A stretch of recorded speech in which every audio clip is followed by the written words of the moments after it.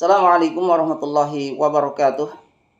Alhamdulillah wassalatu wassalamu ala Rasulillah wa ala alihi washabbihi wa mawalah. Wa asyhadu an la ilaha illallah wahdahu la syarikalah wa asyhadu anna Muhammadan abduhu wa rasuluhu wa ba'du. Sahabat billah dimanapun berada yang semoga dirahmati oleh Allah Subhanahu wa taala. Insyaallah taala pada pertemuan kali ini kita akan memulai membahas ilmu nahwu tingkat dasar, dan kita menggunakan kitab Syarah Mukhtasar Zidan yang merupakan penjelasan ringkas dari matan kitab Al-Jurmiyah.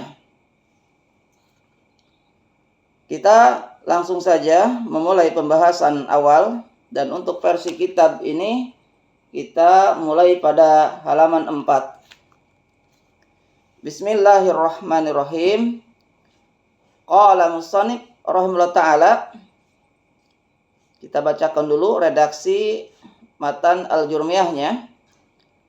Al-kalamu wa lafdul murakabul mufidu bil wad'i.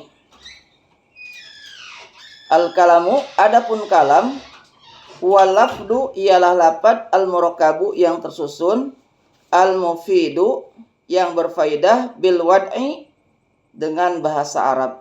Nah, ini redaksi matan Al-Jurmiyah. Kemudian penulis Syarah Mukhtasar Zidan menjelaskan, kata beliau, yakni, jadi yang dimaksud oleh penulis kitab Al-Jurmiyah adalah annal kalama, bahwasannya kalam, indan nahwiyina, menurut ulama ahli nahwu, wal lafdu ialah lafad ila akhirih, sampai akhir perkataan penulis kitab Al-Jurmiyah di awal ini yang menjelaskan kalam, yaitu wal lafdul murakabul mufidu bil wad'i. Jadi maksudnya yakni anal kalama inda nahwiyina walabdul murakabul mufidu bil wad'i, seperti itu. Setelah kita membaca pemaparan pensyarah, maka kita bisa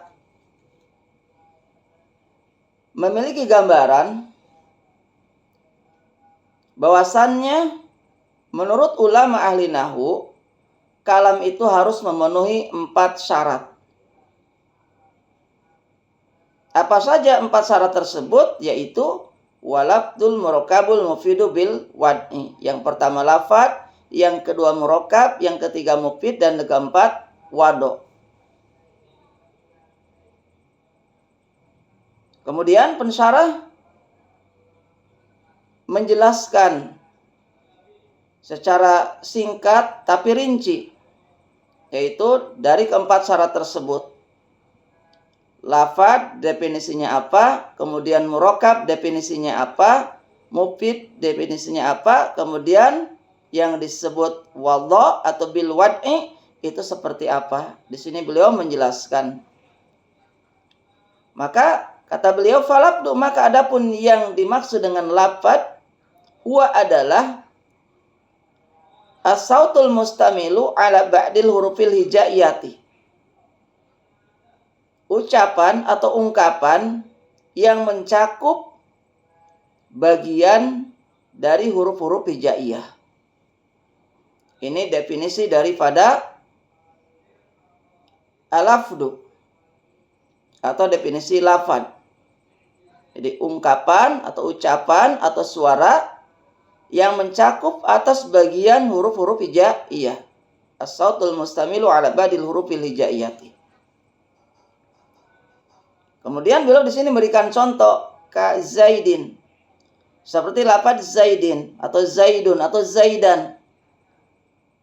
Seperti lafaz zaidun. Fa'inau, maka sungguhnya lafaz zaidun, sautun ialah suara atau ucapan atau ungkapan, istamala yang mencakup ala zai, atas huruf zai. Kemudian wal ya'i dan huruf ya, wad dali dan huruf dal.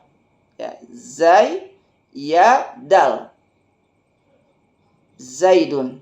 Ya, jadi lafaz zaidun itu terdiri dari bagian huruf-huruf hijaiyah, yaitu huruf zai, kemudian huruf ya, kemudian huruf dal.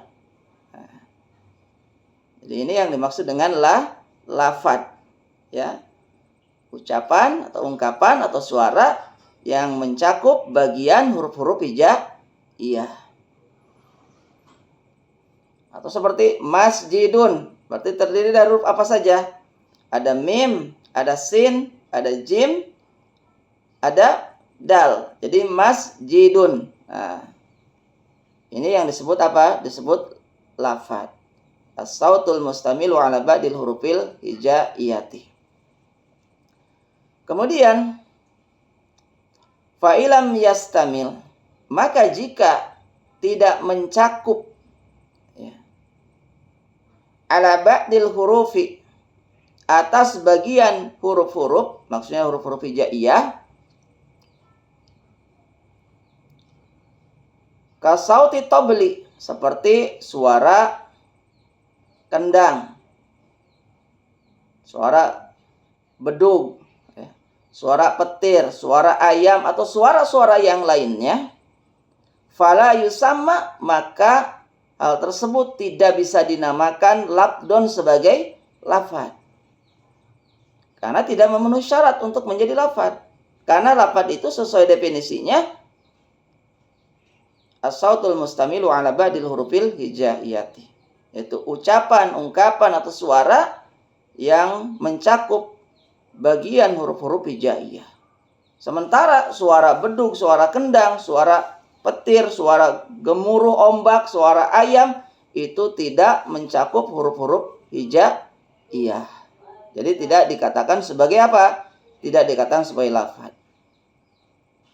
Kemudian selanjutnya kata pensyarah, fa kharaja, maka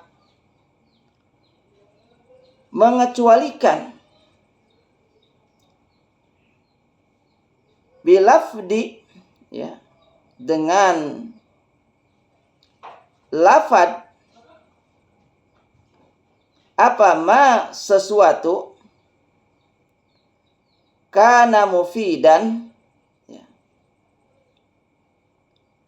kana ada apa mufidan yang mufid, yang berfaidah, walam yakun labdon, dan tidak lafad. Jadi ada pengecualian, ya, dengan lafad sesuatu yang mufid tapi tidak lafad. Ya, sesuatu yang mufid tapi tidak lafad. Tadi kan dijelaskan di awal bahwa syarat kalam itu ada 4. Ada lafad, ada murakkab, ada mufid, ada bil wad'i. Nah, ini ada yang mufid tapi tidak lafad. Ini bagaimana? Maka di sini jelaskan kal isyarati, seperti isyarah. Nah, isyarah itu mufid, kan, bisa dimengerti. Seperti ada orang menanyakan jalan, ya, kemudian kita berikan isyarah, ditunjuk seperti itu. Orang bisa paham bahwa arahnya harus ke sana sesuai apa yang kita tunjukkan. Tapi dia tidak lafaz. Kemudian wal kitabati, dan tulisan, wal uqudi, dan ikatan, ya, ikatan sebagai isyarah, wa nusubi, dan papan penunjuk, ya. Fala tusama, maka tidak dinamakan hal tersebut, ya, yaitu apa tadi? Isyarah, ya, isyarat, kemudian tulisan, kemudian ikatan, kemudian papan penunjuk jalan. Fala tusama, maka tidak dinamakan hal tersebut kalaman sebagai kalam. Padahal mufid, tapi tidak memenuhi syarat yang lainnya. Padahal dia bisa dimengerti, berfaedah, tapi tidak bisa tidak memenuhi syarat yang lainnya, yaitu tidak lafaz.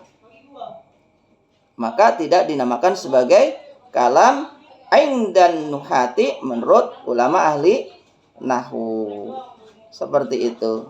Mudah-mudahan bisa dipahami, dan video ini bisa membantu teman-teman yang sedang belajar ilmu nahwu tingkat dasar, terutama yang menggunakan kitab Al-Jurmiyah.